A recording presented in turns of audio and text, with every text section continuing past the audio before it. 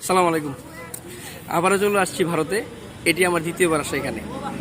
এবার আসছি ভারতের আগরতলায়, এখানে কিছু দর্শনীয় স্থান দেখানোর জন্য। আমি এখন অবস্থান করতেছি উজ্জয়ন্ত প্লেস। এটি ভারতের আগরতলার অন্যতম একটি দর্শনীয় স্থান, খুব ঐতিহ্যবাহী। এখানের বিভিন্ন দর্শনীয় স্থান আছে, তার মধ্যে এটি অন্যতম। তো এটির মাধ্যমে শুরু করলাম। আমি আজকে সারাদিন ঘুরলাম, অনেকগুলো ভিডিও করলাম। আগামীকাল ব্যাক করার আগ মুহূর্ত পর্যন্ত ভিডিও করে দেখাবো আপনাদের। বলা চলে আমি একজন ভ্রমণপ্রেমী মানুষ, ভ্রমণ করতে খুব পছন্দ করি। আমার দেশের বিভিন্ন দর্শনীয় স্থান ঘোরার পর আমি দেশের গণ্ডি পেরিয়ে ভারতে দ্বিতীয়বার আসছি। এবার আসছি আগরতলায়। আগরতলার কিছু প্লেস আছে যেগুলো আসলে আমার জানার ইচ্ছা ছিল। তার মধ্যে অন্যতম উজ্জয়ন্ত প্লেস। উজ্জয়ন্ত প্লেস ঘুরলাম অনেকক্ষণ, ভেতরে ঢুকলাম। প্রবেশের পর আসলে অনেক মানুষজন ছিল, যার কারণে একটু তো হিজিবিজি অবস্থা ছিল। এরপর আমি যখন যাই, আমার দ্বিতীয় চয়েস হিসেবে ছিল আপনার হেরিটেজ পার্ক।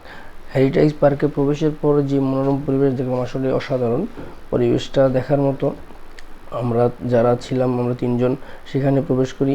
করার পর একটু হাঁটার পর বিভিন্ন মানে ঐতিহ্যবাহী কিছু জিনিস আছে যেগুলো আমরা আসলে দেখলাম, আসলে অসাধারণ। তো আমরা যারা ভ্রমণপ্রেমী, আমাদের জন্য আগরতলাটা একটু ছোট হয়ে যায়, কারণ আমরা চাই একটু বেশি ঘুরতে। এখানে আসলে দর্শনীয় স্থান তেমন নাই।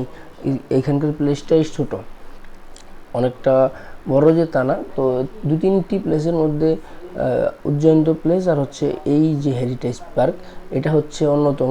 আমি ঘুরলাম অনেকক্ষণ। এরপর ওইখানে হেরিটেজের পার্কের পাশেই একটা কফি শপ আছে, সেখানে অনেকক্ষণ বসে আড্ডা দিলাম। আমরা চা খাইলাম, কফি খাইলাম, দেন বের হয়ে আসলে আমাদের খাবার দাবার একটা বিষয় আছে। আমরা যে দুপুরে খাবারটা খাইলাম, আসলে সেটা আমাদের পছন্দ হয়নি। আমরা চাচ্ছিলাম রাতে বাংলা খাবার খাই, অর্থাৎ ভাত মাছ।